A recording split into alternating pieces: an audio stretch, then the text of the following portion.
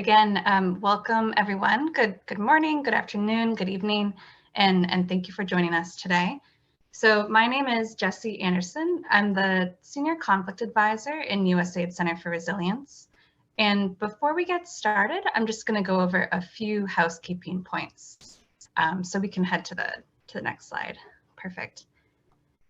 So this event will be conducted in both English and Arabic. Please make sure to choose your preferred language, either English or Arabic, by clicking that globe icon that you see on the bottom of your Zoom screen.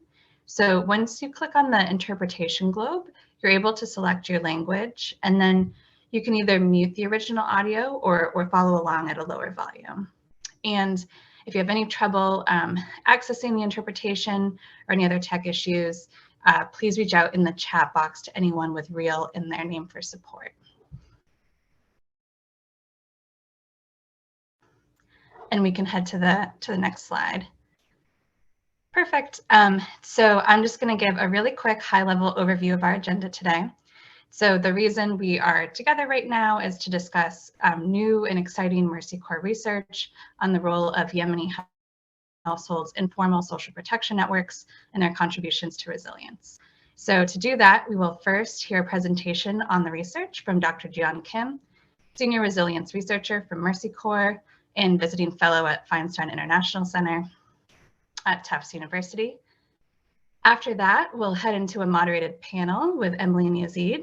So Emily Henderson is a humanitarian advisor with FCDO Yemen, and she leads on food security, external access and imports, and humanitarian cash. And then Yazeed Al-Jadawi is a fellow at the Yemen Peace Forum and an independent research consultant. So after that, we'll open up to Q&A from all of you, and that'll be our run-up show for today. Now we can head to the next slide. Before we start, I believe we're going to share a quick poll with everyone. So please take a minute or two to answer the question you see on your screen, and Arabic translation is available on the chat for that.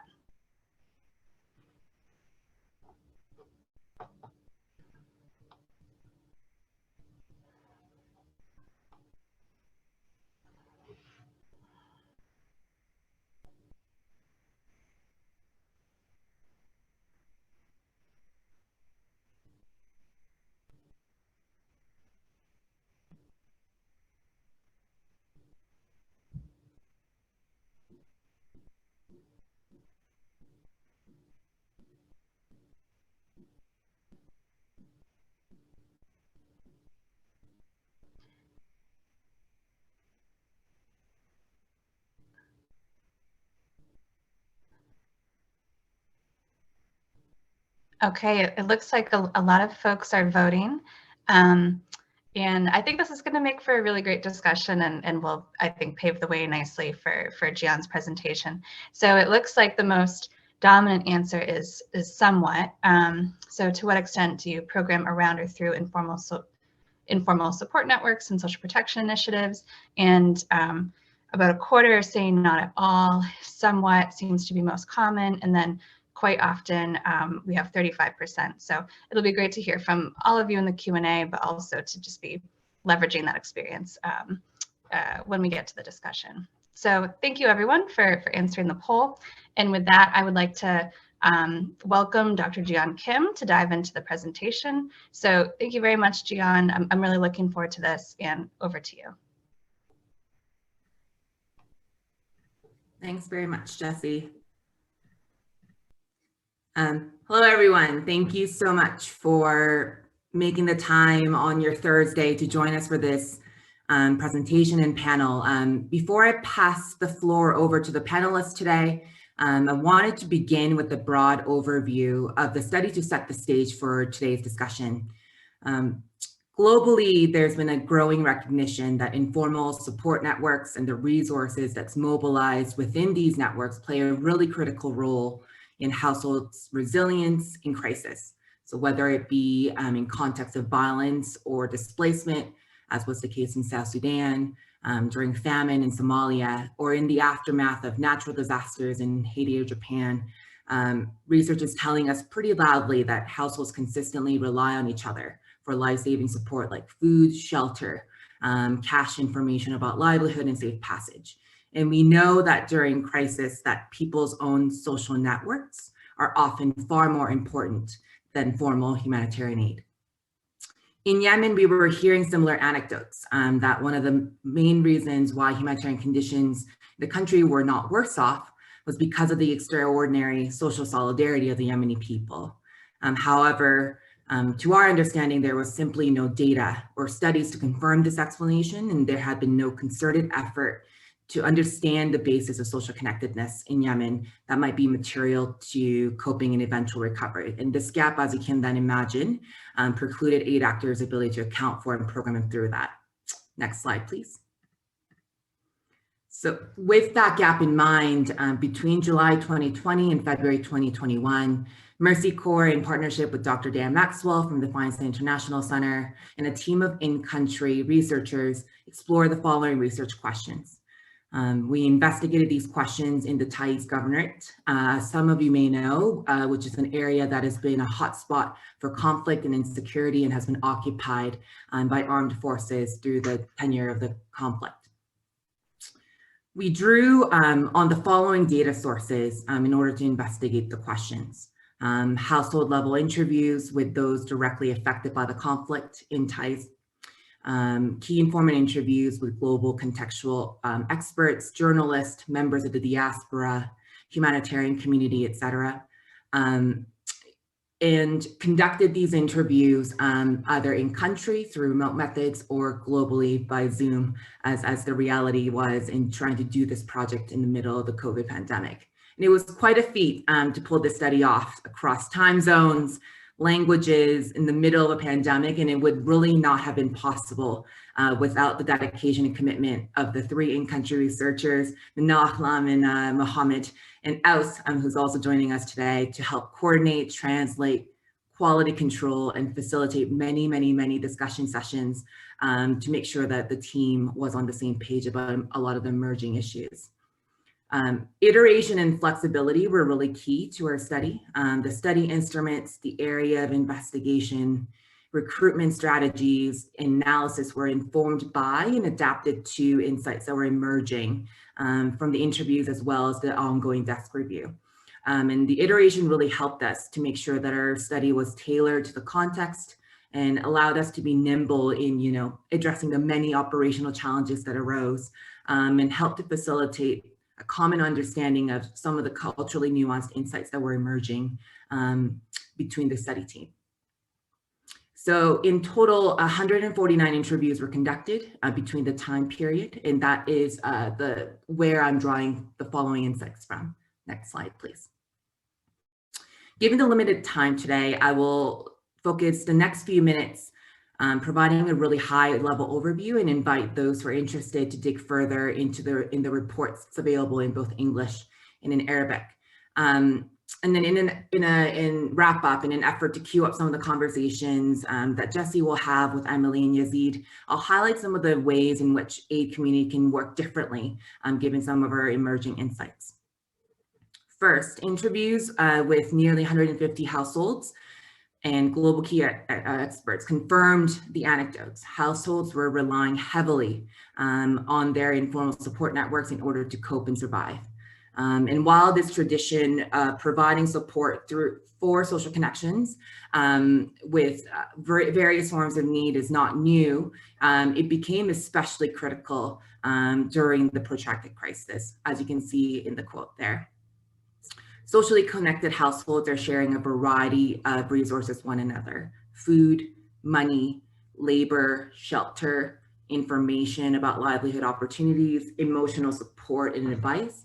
And these resources were allowing households to survive on the bare minimum, to stave off hunger, seek safe passage and shelter in their displacement, and to recover from conflict-related injuries, as just a few examples. And remittances in particular emerge as a really critical resource for informal support networks in Yemen. Cash from social connections abroad in the Gulf, Europe, and US were really important in allowing households to purchase food items from the local marketplace where prices had surged due to conflict and blockades, to purchase resources that would otherwise require them to take out loans from nearby shop owners or grocers, or contribute to really important social functions like weddings and funerals. However, not all households are as fortunate. We're gonna stay on the last slide. Thanks, Emily. And lack access to connections to diaspora. And this was especially the case for the Muhammadans, a sizable minority population who are descendants of migrants from East Africa. And then those from the rural areas were also similarly limited in their access to remittances. And when access did exist, they were relatively their relatives that were employed in lower paid work abroad, and hence were limited in their ability to share remittances. Participants also, referred to the importance of intangible forms of support. So talking about things like emotional support or guidance and advice, and simply knowing that they had friends or family that they could lean on in times of need or openly share trouble with was really critical to households. And this was especially true for women. And in a context where in an ongoing crisis where many were surviving on very little, being able to rely on one's social connections provided much relief. And given the growing consensus that psychosocial factors are really critical in facilitating households' resilience, these intangible forms of support that helps to build an individual sense of self-efficacy, confidence, and aspiration should not be overlooked. And these networks are mediated by, variety of factors, including age, gender, and social class and livelihood, which were then being further affected by the conflict and political dynamics. I'm happy to dig into that more, but we'll leave it at that for now. Next slide, please.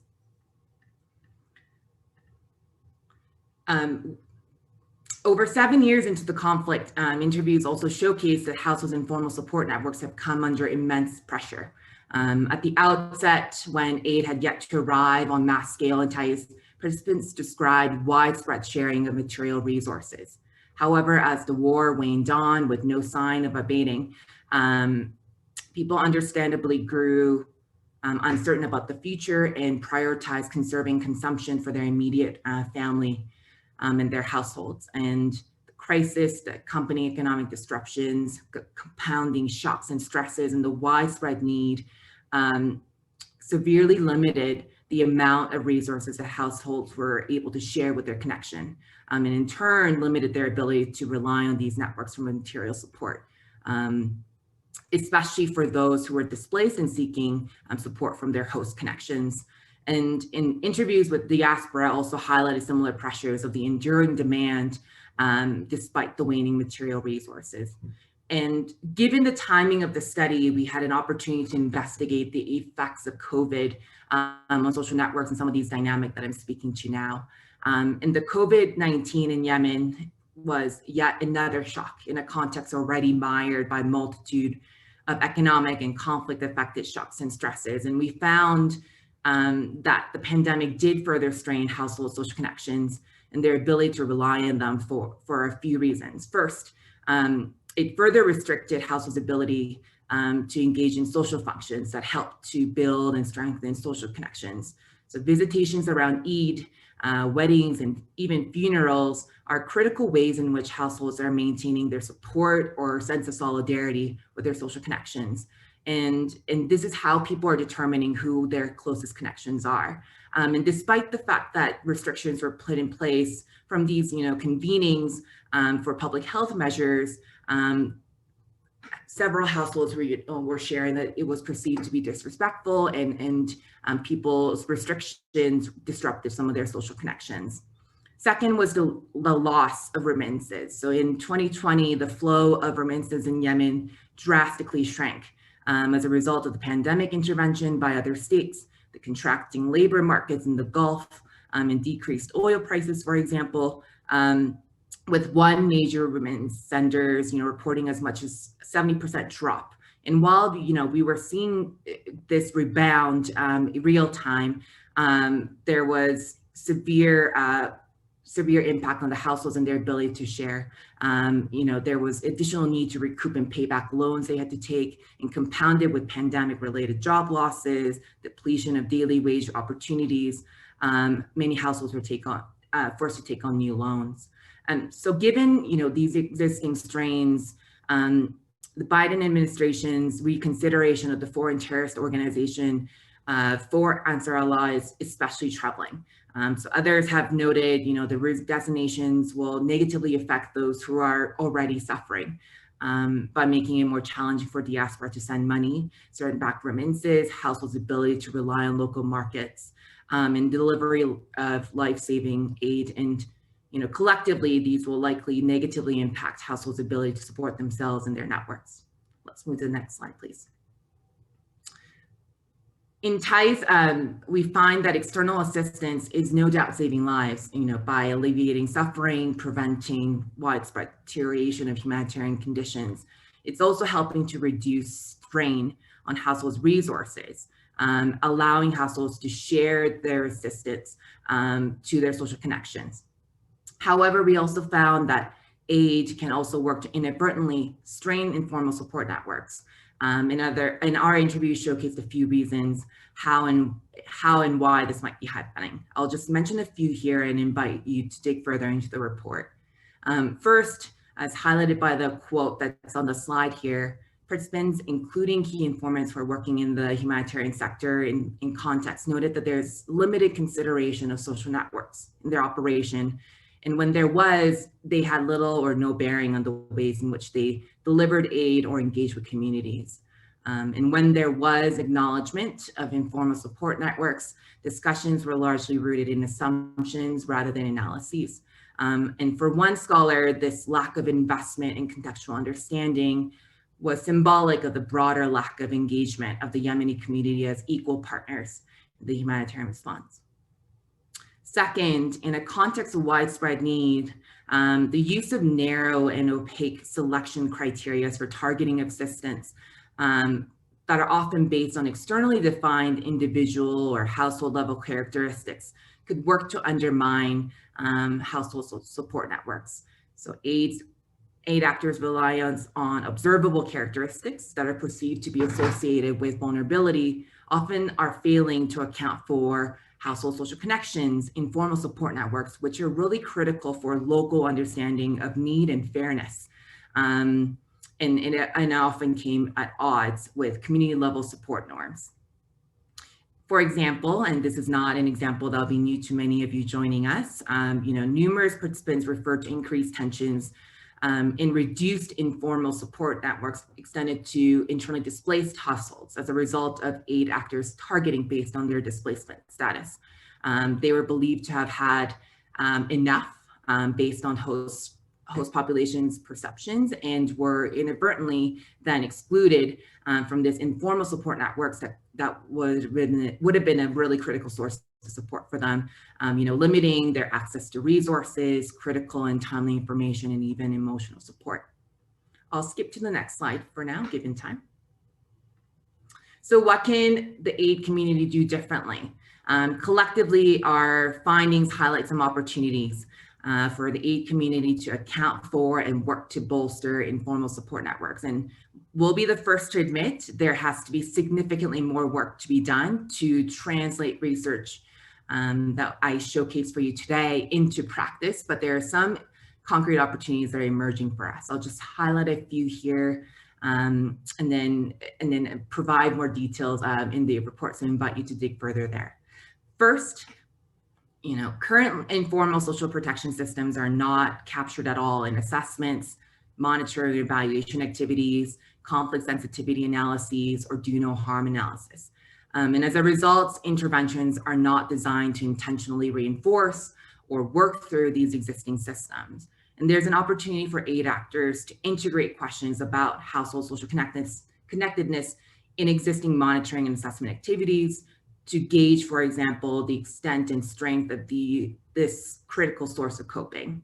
Aid actors could, for example, inquire about people's perceived ability to rely on their social connections in times of need as part of household level assessments And similar questions could be asked of community leaders and other locally based key informants about the nature and dynamics of these informal community safety nets.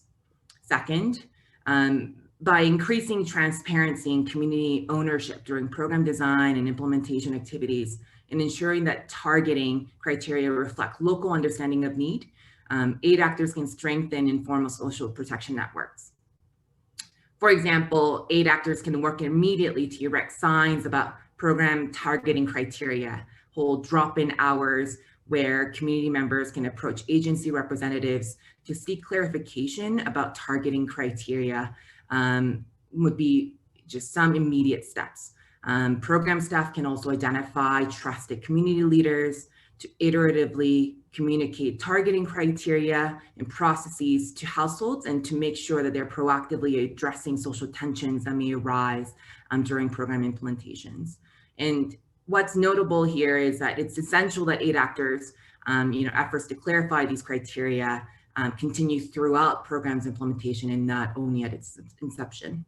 In the absence of our measures, our research and others show that external assistance can fuel tension, exacerbate social exclusion. The resulting disruptions to the local support system can ultimately work to undermine program impact and reverse development gains in the longer term. And so that ensuring that aid strengthen at the least does not undermine informal support networks is therefore a strategic priority for aid actors seeking to maximize impact and sustainability of their external interventions. Third and lastly, in crisis, communities respond to need and vulnerability through their own local initiatives.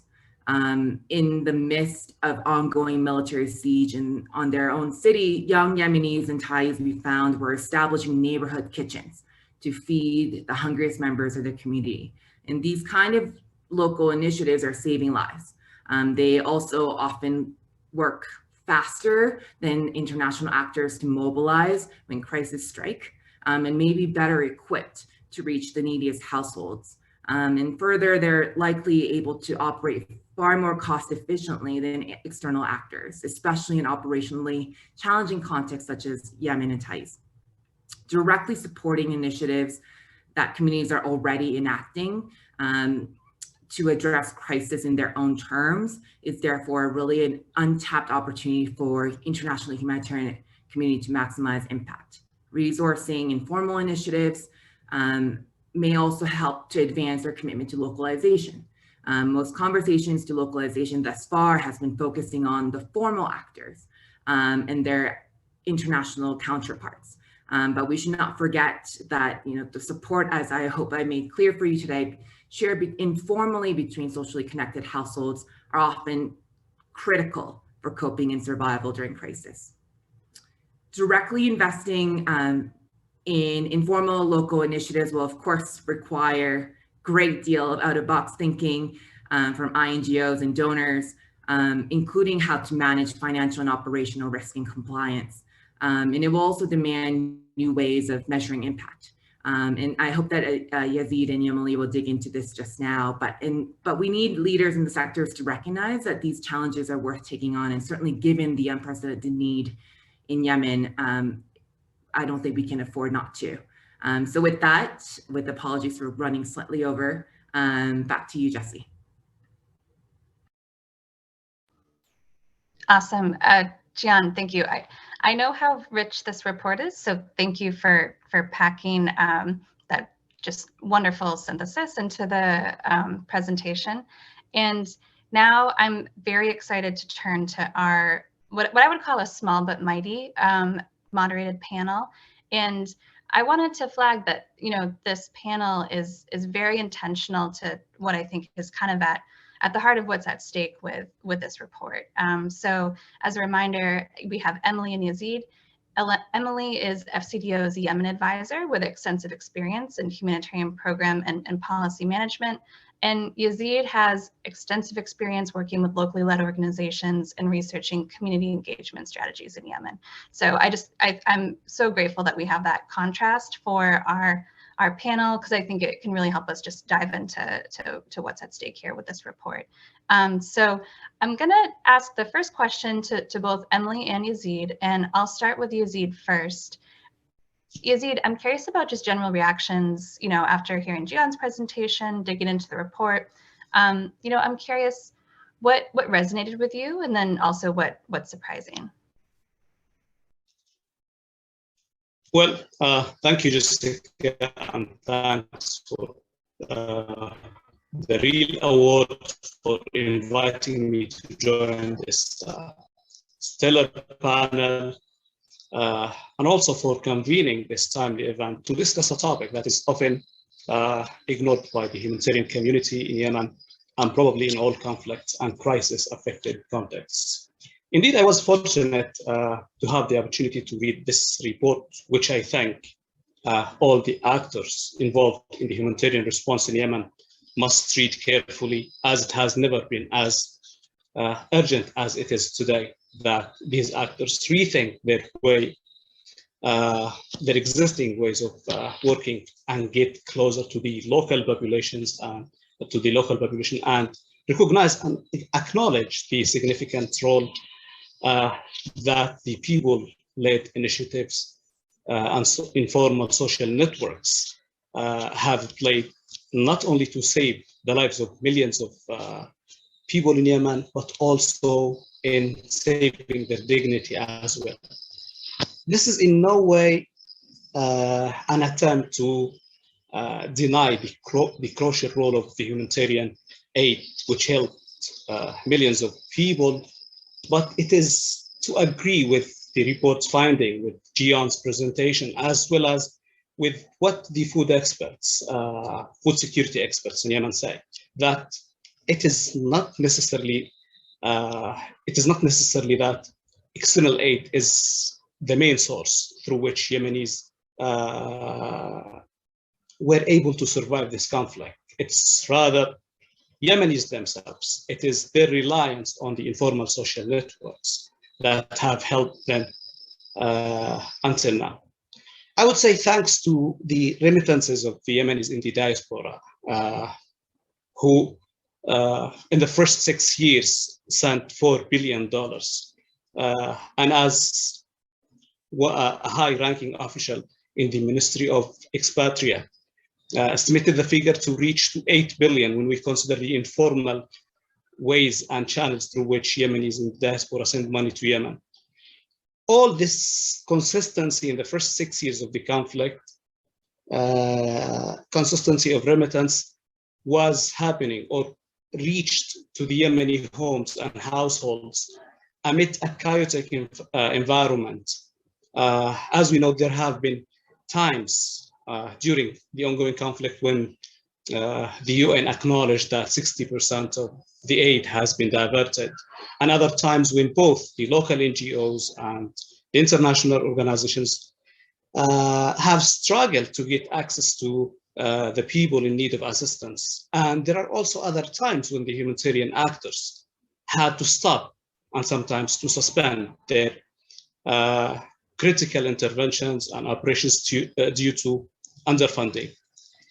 Another reason that makes me recommend this report is that besides its call for recognition and acknowledgement of the informal networks, in one way or another, it echoes the same wake-up call that was delivered in a previous report that was published by the Humanitarian Policy Group of the Overseas Development Institute, a wake-up call to effectively engage the community in designing programs and in accompanying community engagement strategies in ways that support informal social protection.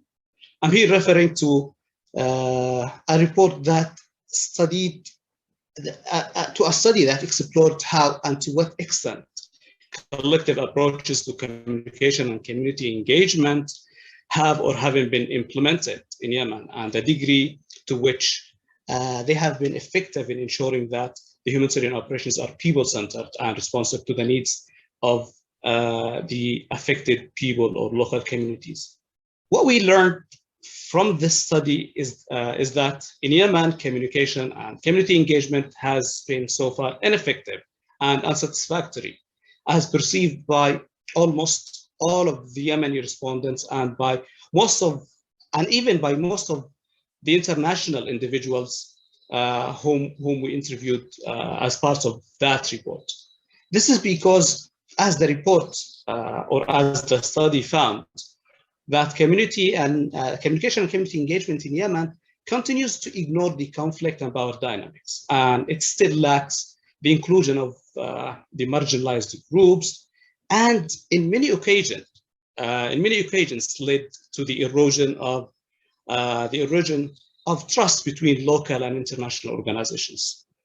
To give you about an example on what I'm saying, there are many of the beneficiaries of humanitarian assistance who would prefer to receive aids through the WFP program of the Yemen Emergency Cash Transfers. And this is not because they want to receive money rather than any other form of assistance. No, because they want to avoid attending the feedback sessions in which that are attended by the community leaders, that are attended by the community committees, that are attended by tribal leaders, that are attended even by the local humanitarian organizations or the local charities that take their share from the aids that these people benefit from.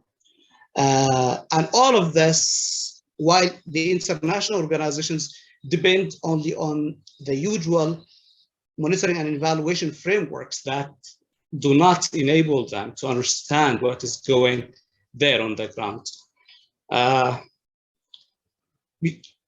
Because of this, I think this makes it imperative and this makes it ethical for the humanitarian response to start to practically seek to have adequate understanding of the informal social networks or people, or what we call citizen-led networks, and support them and make all it needs to ensure that they're not negatively impacted by the working ways of the humanitarian actors. Over to you, Yazeed. Yazeed, thanks so much for that. I mean, I think that helps set the stage really nicely. And now I basically want to turn to Emily with the same question, but with your FCDO hat on. Emily, I'm curious, like one, if you have any reactions to what Yazeed has just been sharing, but also just in general, what resonated with you about the report, what surprised you, and in general, what are your reflections after hearing the presentation and getting to read the report? Great. Thank you for having me here today. A great honor.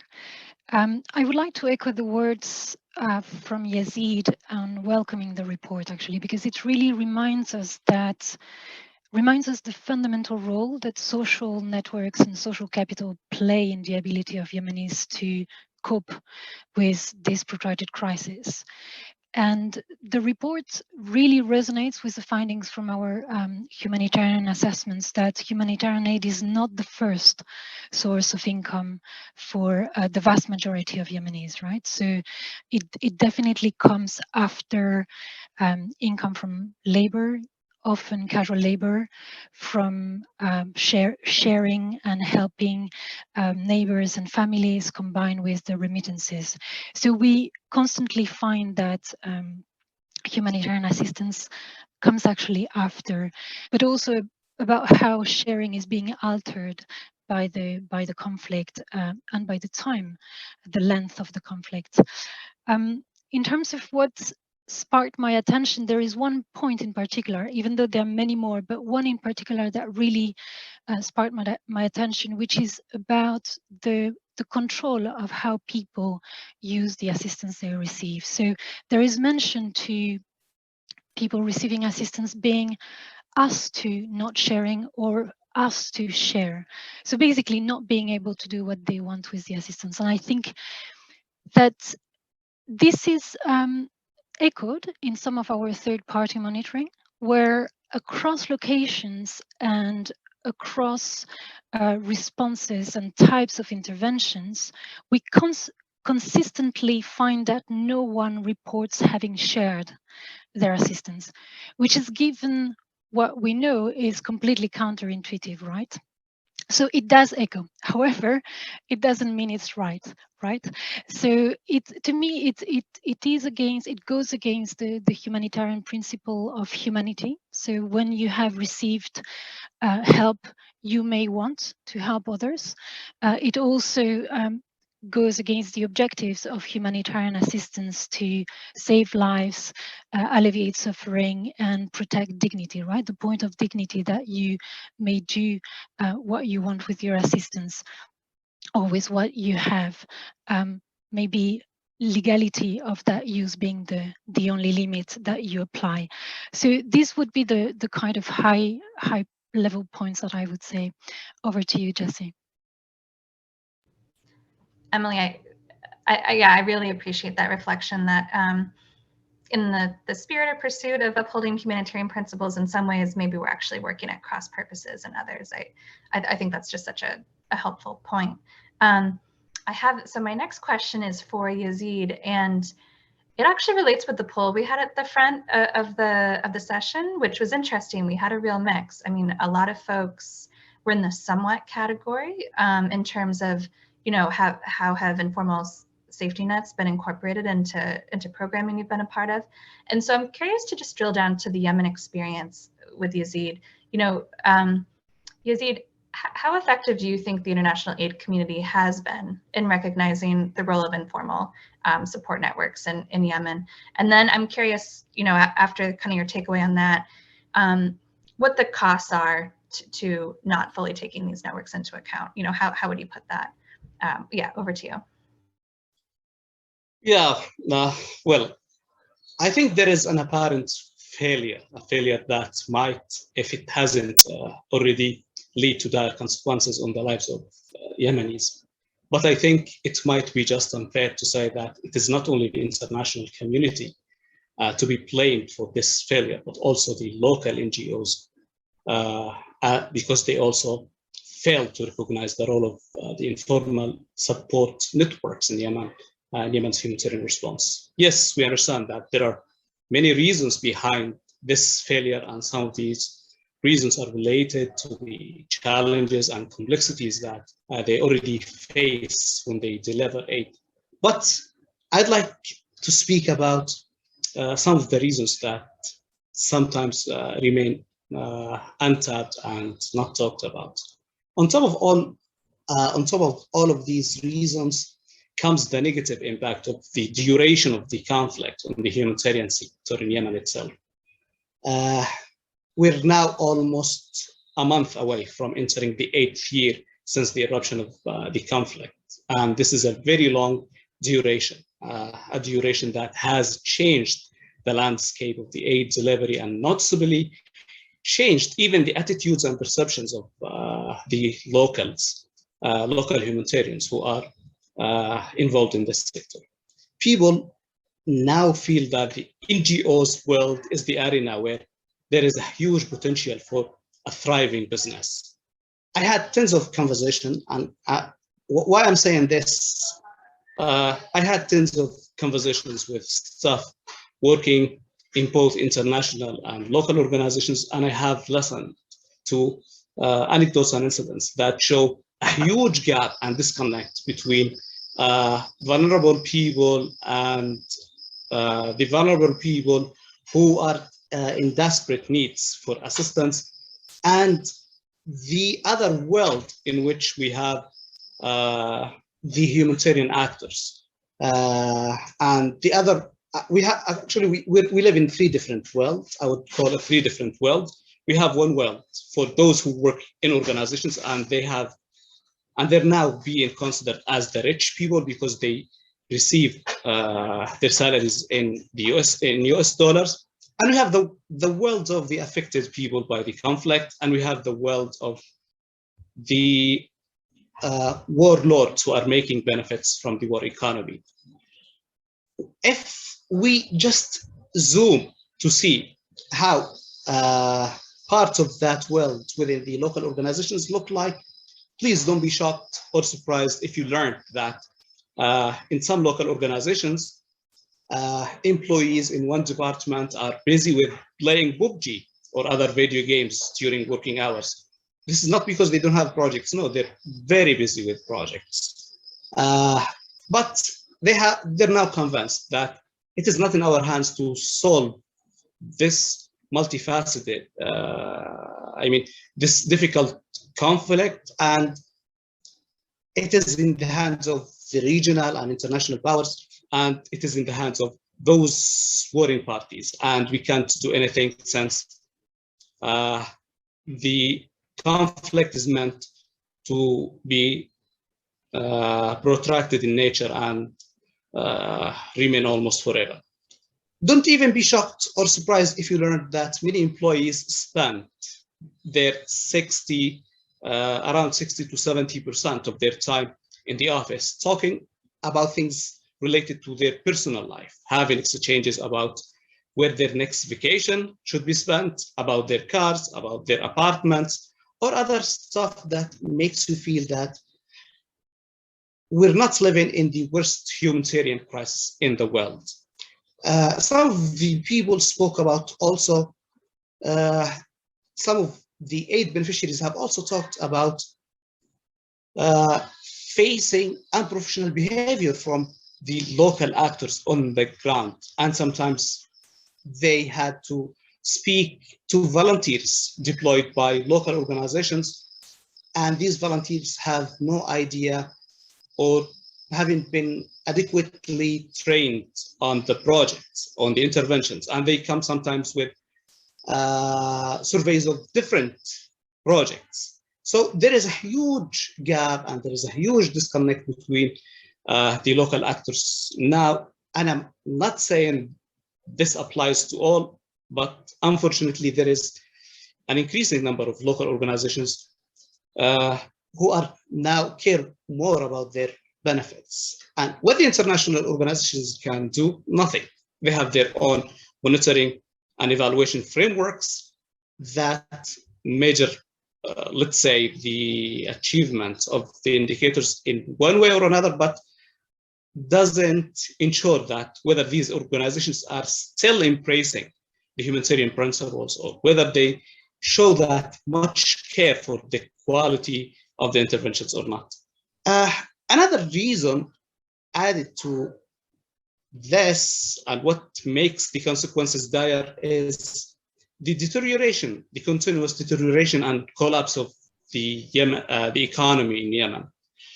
As we all know that we now live in a situation in which we have two central banks, one in Aden and one in Sana'a, and there is a rapid and continuous depreciation of the Yemeni riyal. And because of this, Yemenis have lost their purchasing power, and whatever they used or they receive is not enough anymore because the riyal is losing its value.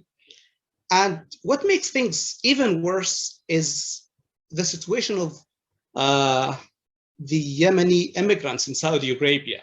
Why I'm saying Saudi Arabia? Because 60% of the remittance that comes to Yemen is from Saudi Arabia, according to the reports.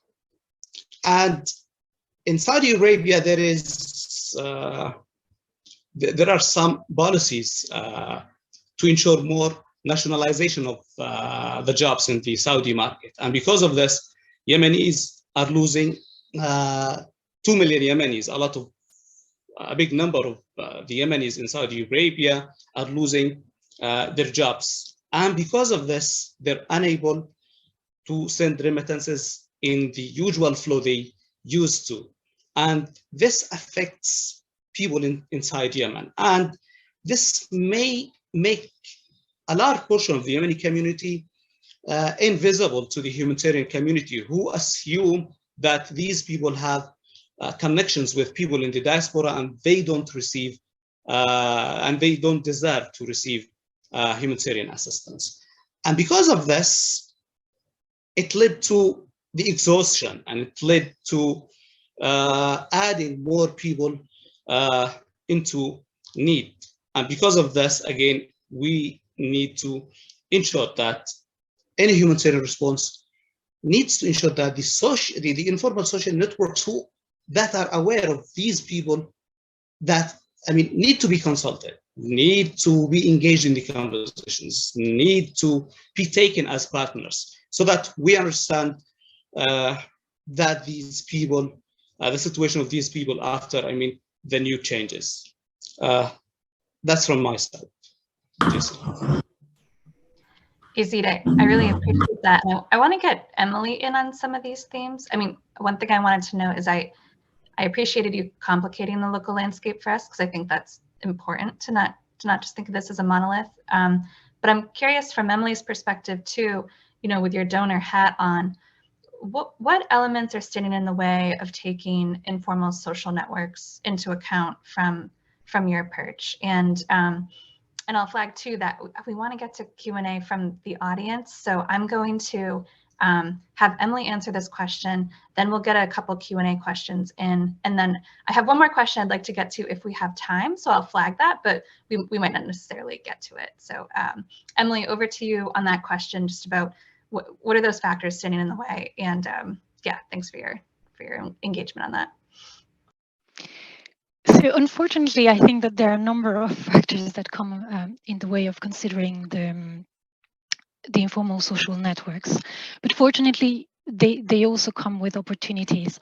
I would like to focus on 3 or 4 because they are critical and they actually respond to the last points of Yazeed, but also because I can see that they have quite a fundamental transformational power if we get them right. So I would like to start with communication and accountability, and this responds directly to the point of Yazeed of consulting people and taking them as partners.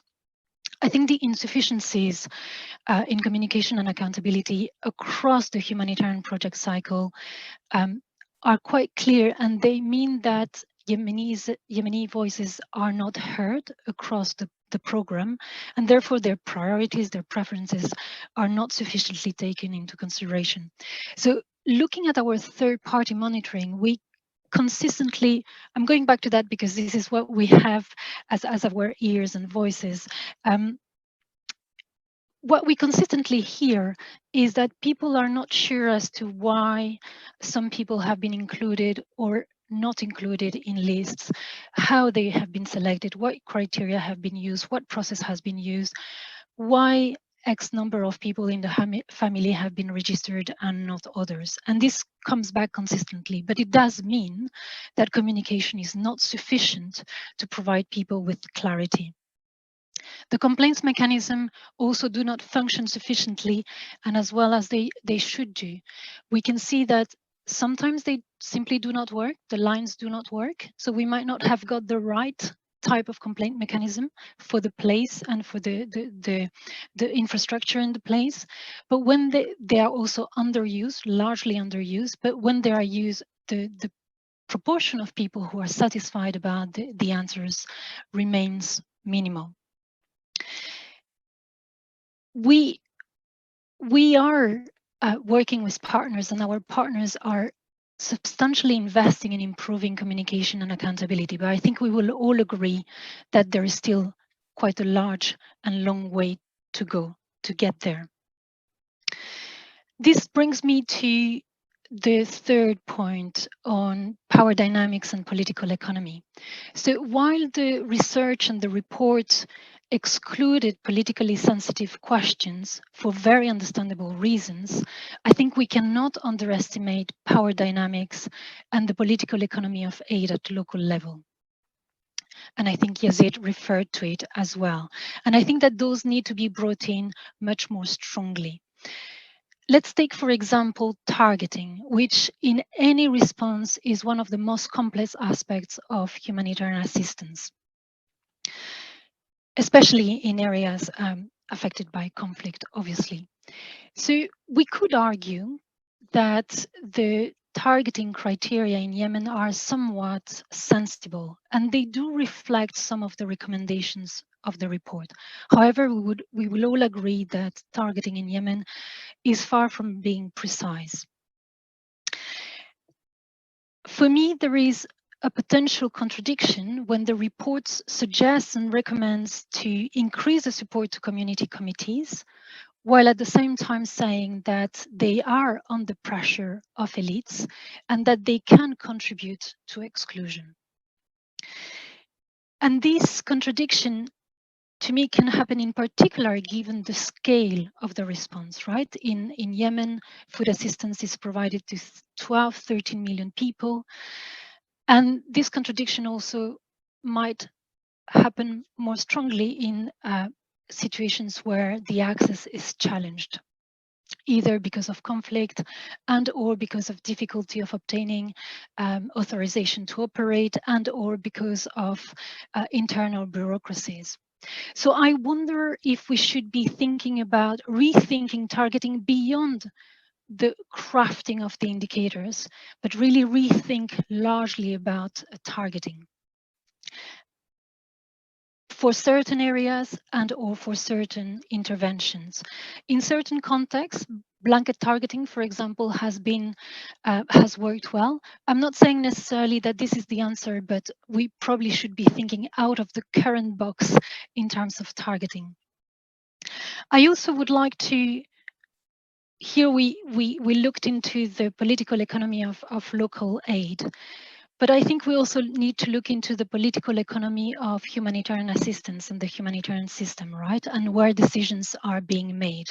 If we want to take into consideration local social networks and also make the most of them, then we need to rethink of where decisions are being made between international, national, local organizations. There are opportunities from thinking that is happening in other countries where there is a rethink about ways of working between the different actors along the humanitarian program cycle. The traditional model is one where larger grants are provided to partners who control the whole program cycle, from delivery, monitoring and evaluation, engagement with communities, and might be working with partners or subcontractors. But there is a new thinking in certain countries around division of functions, so allocating functions according to where partners have their strength.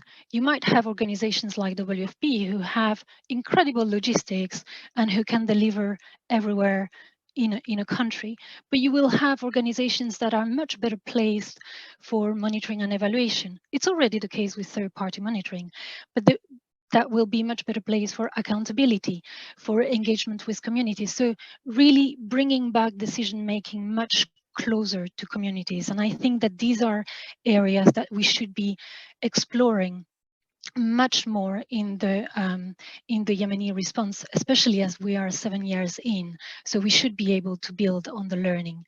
I'm going to leave it there. Back to you, Jessie. Emily, thank you so much. And I wanted to flag the last question I had for you both, but it actually works out very nicely. The questions we have from the audience fit into this category of bright spots. What can we be doing differently? You know, where do we go next in this space? So I'm actually going to turn to Dan Maxwell to answer our first question from the audience. So this question, I'll just read it first. This is from Caroline, and she wants to know, how do you suggest parallel sharing and social networks actually be folded into livelihood coping research? You know, both at a conceptual level and then maybe practically, what does that look like in tools? So I'm going to invite Dan Maxwell to jump on to answer that question for folks. Thanks, Jessie. Can you hear me okay? Yep, loud and clear. Okay, thanks. Actually, in many ways, these studies, not only the Yemen one, but a variety of these studies that we've done over the last 6 or 8 years grew out of an attempt to better understand livelihoods and coping strategies.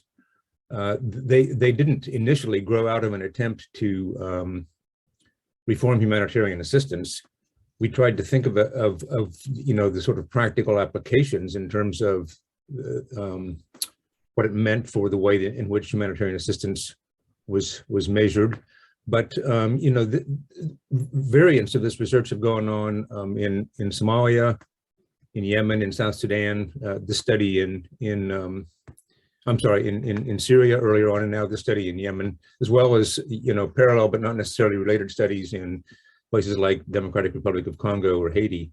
And all of them have been about understanding the ways in which people cope with extreme crisis. So in some ways, that's it's the livelihoods coping research that informed and set these studies up in the first place.